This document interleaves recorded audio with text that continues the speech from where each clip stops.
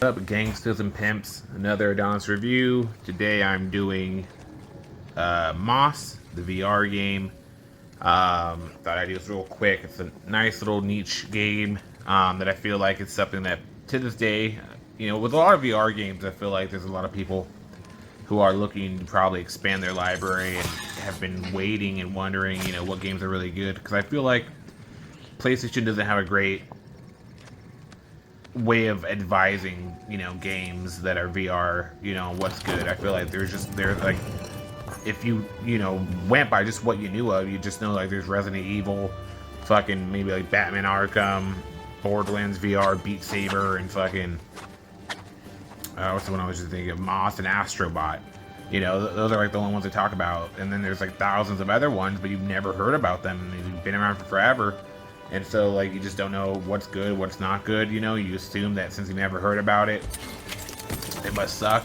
Luckily, Moss is one that, has been praised a little bit. It's one of the ones that they have mentioned, so long there was Astrobot as one that most people probably have heard about it if you're into the whole VR landscape. So, with that being said, I'll quickly go into it and explain to see if Moss might be something worth playing for you. So, of course, first, this is a VR game.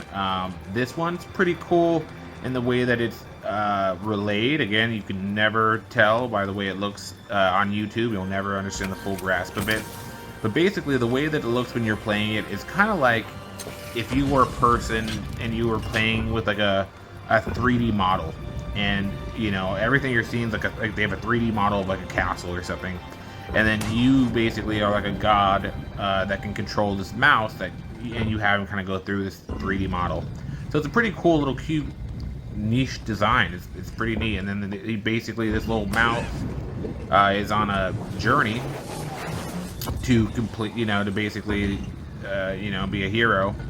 And it's basically the whole game is him kind of going through puzzles. Every area is like a little puzzle that you got to kind of figure out. Now, like I said, graphics, are kind of like PS3 area, I'd say. They are pretty cool. Again, you can't tell from here, but like I said, it seems like a little realistic little model, with a little tiny little realistic mouse that you can kind of control. So it's pretty neat. Little graphics, like I said.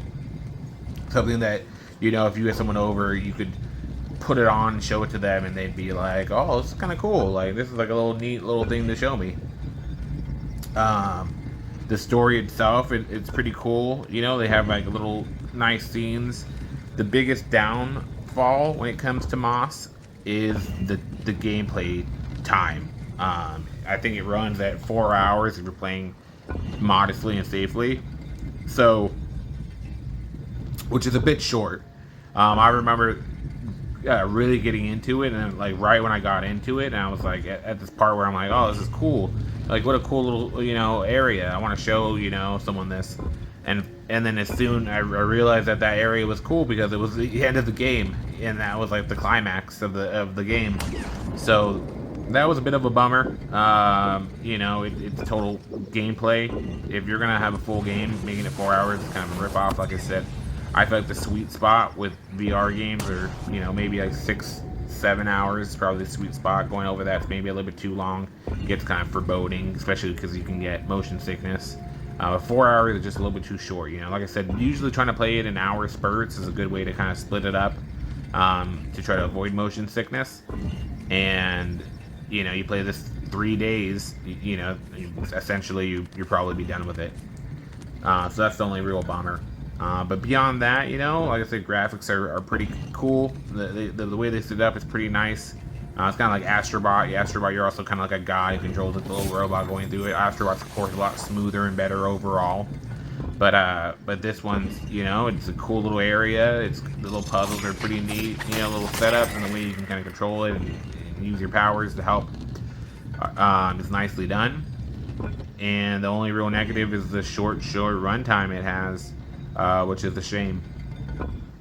But beyond that, the biggest downside past that point is usually the price point, which is maybe why you haven't gotten it yet if you have heard about it and considered it.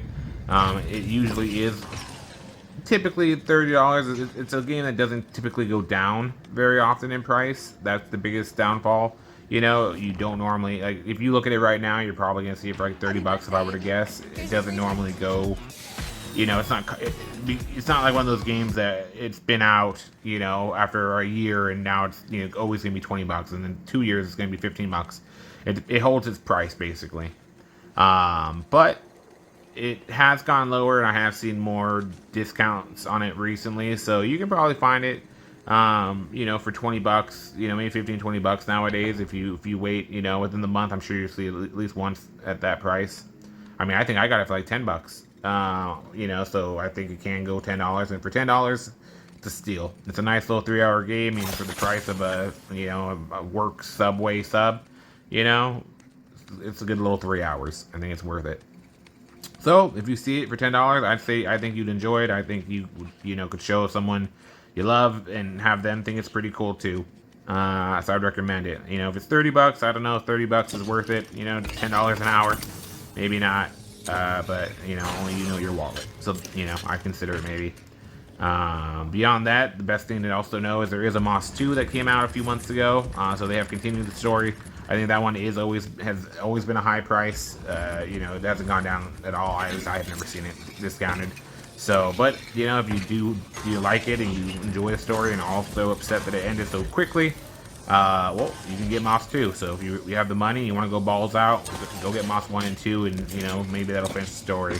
Maybe I'll do that one soon also. All right, guys. I hope that helps figure out if Moss is a game for you. Later.